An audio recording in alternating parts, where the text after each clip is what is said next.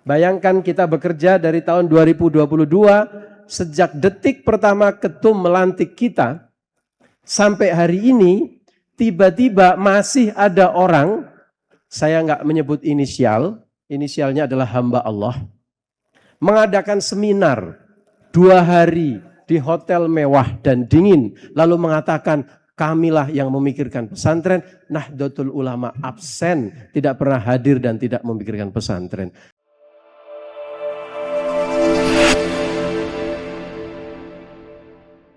Assalamualaikum warahmatullahi wabarakatuh.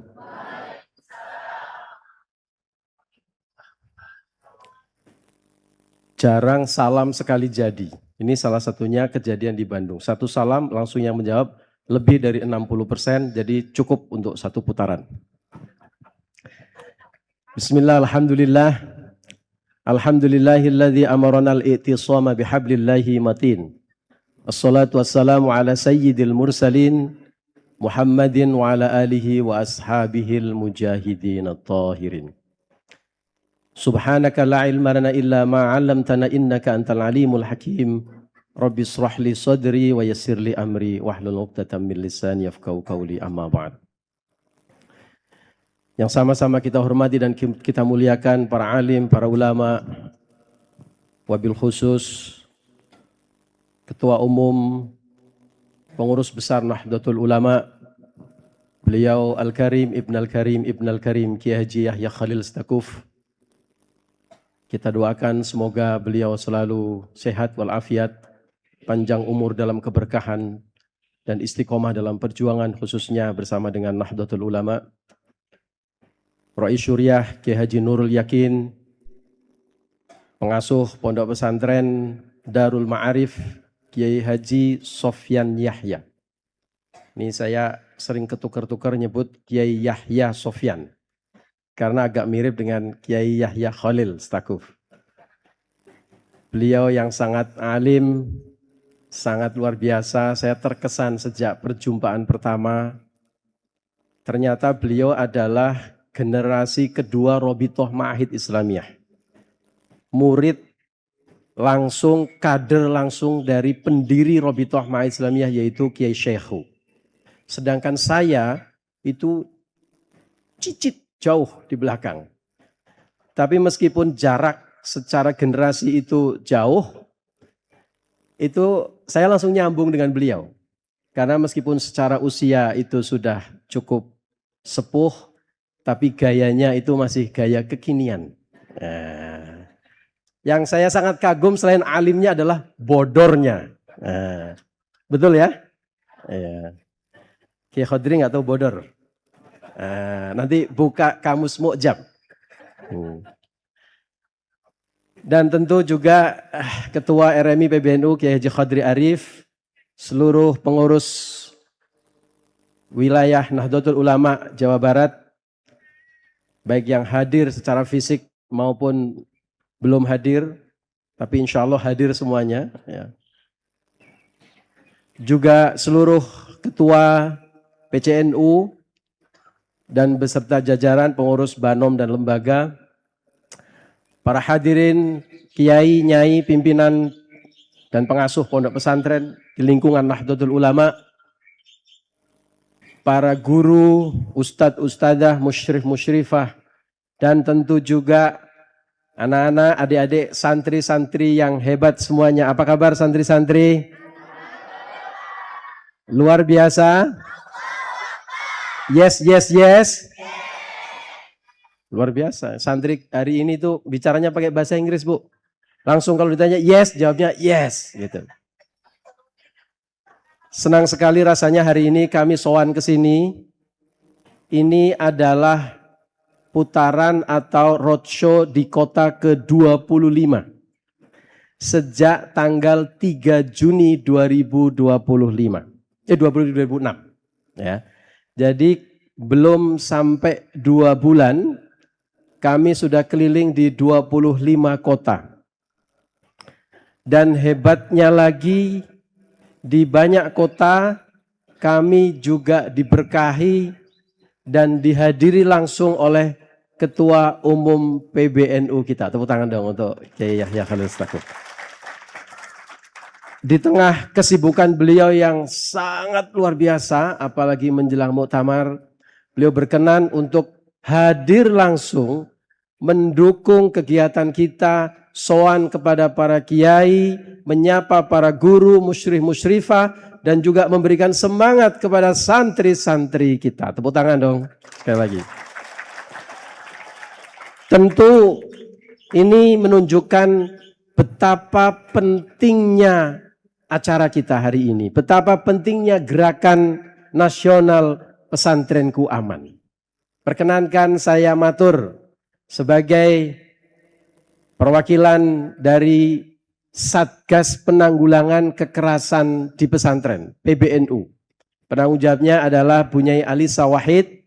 Beliau hari ini harus memimpin rapat di kantor PBNU. Saya diutus untuk mewakili beliau, menyampaikan beberapa hal.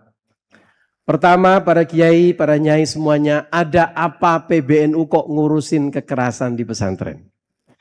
Karena ada madharat, karena ada mafsadat, karena ada bahaya yang sangat luar biasa. Oleh karena itu, boleh slide saya tampil? Biar tidak terlalu lama. Ya. Oleh karena itu, dari awal, mundur, dimundurin lagi. Oke, nggak bisa mundur lagi. Baik, kalau nggak bisa mundur lagi, salahnya tukang parkir ini. Saya ingin menceritakan kenapa kita kok ngurusin kekerasan di pesantren. Berawal dari tahun 2022, Ketua Umum melantik lembaga dan juga Banom di bawah pengurus besar Nahdlatul Ulama di Pondok Pesantren Cipasung, Tasikmalaya. Sesudah itu lalu melantik juga lembaga-lembaga termasuk diantaranya adalah Robitoh Ma'ahid Islamiyah yang bertanggung jawab menjadi rumah besar bagi seluruh pesantren NU. Jumlahnya yang ngaku pesantren NU di pangkalan data Kemenak ada 28.800 lebih. Termasuk tentu saja pesantren Darul Ma'arif. Tepuk tangan. Nah. Apa yang disampaikan oleh Ketum kepada kami, pengurus RMI PBNU, beliau menyampaikan, saya senang, kurang lebih bahasanya, kalau RMI programnya menemani pesantren, mendampingi pesantren, mengawal pesantren untuk melakukan transformasi. Nanti Kiai Haji Khodri Arif, Ketua RMI akan memaparkan apa itu transformasi pesantren. Singkat kata, bagian dari transformasi pesantren adalah bagaimana menciptakan pesantren dengan sistem kepengasuhan yang berpusat kepada kemaslahatan anak. Bagaimana anak bisa tumbuh, belajar dalam keadaan nyaman, bahagia, tenang, bebas dari segala bentuk kekerasan. Lalu visi Ketum itu kita lanjutkan dengan halaqah, simposium, focus group discussion, dan berbagai kegiatan lain untuk menurunkan dari visi menjadi rencana aksi. Dan pada tahun 2024, kebetulan juga bersamaan dengan meledaknya banyak kasus-kasus kekerasan di pesantren, kami sowan kepada Ketum, kami sowan kepada Rois Am, kami sowan kepada Mustasyar Kiai Haji Mustafa Bisri. Akhirnya kami mendapatkan arahan halaqah Rois Syuriah seluruh Indonesia dan juga kiai-kiai sepuh bertempat di Pondok Pesantren Raudhatul Thalibin Leteh, Rembang, Jawa Tengah. Tidak ada pemberitaan. Bahkan wartawan tidak boleh masuk. Bahkan NU online, TV NU, medianya kita pun tidak mengeluarkan berita. Kenapa? Karena memang ada pekerjaan-pekerjaan yang harus dilakukan dalam senyap. Ada pekerjaan-pekerjaan yang dilakukan dengan rame-rame seperti ini. Pada saat itu pembahasan tentang kekerasan masih sangat sensitif. Oleh karena itu kita ingin membicarakan ini dalam suasana yang tenang, tidak rame-rame keluar. Ini banyak tidak dimengerti orang.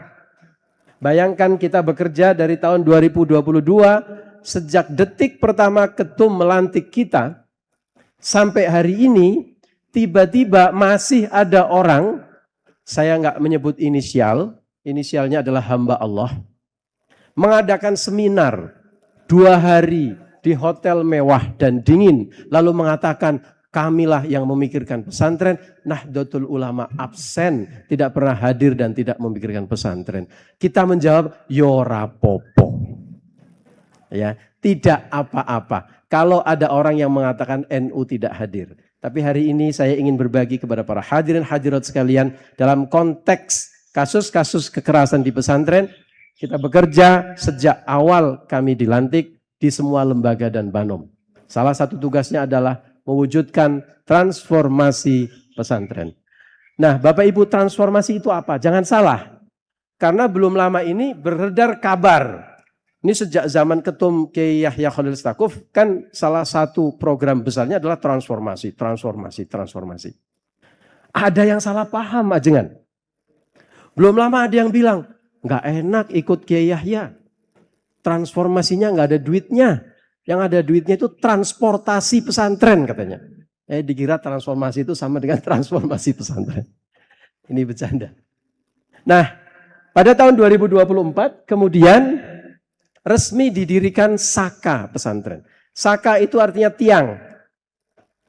Saka itu juga singkatan dari Satgas Penanggulangan Kekerasan di Pesantren.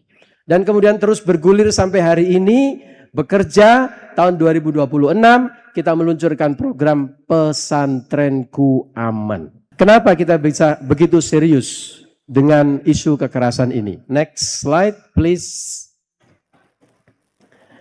Nah, ini sebenarnya harusnya urutan, tapi nggak bisa diurutin ternyata di sini. Pertama, ada hantu, ada monster yang namanya kasus. Memang ada kasus kekerasan di pesantren. Kita nggak boleh nutup-nutupin. Meskipun sebenarnya jumlahnya dibandingkan dengan jumlah total pesantren itu sangat kecil. Pesantren kita 28.800 lebih. Kasus yang terjadi di tahun 2026 sampai bulan Juni ada 14 kasus. 14 dibandingkan dengan total jumlah pesantren tentu sangat kecil. Tapi dalam perspektif korban, dalam perspektif penegakan keadilan kita nggak boleh mengatakan hanya 14. Karena satu korban jatuh saja, faka'annama qatalan nasa jami'a, seperti membunuh seluruh umat manusia.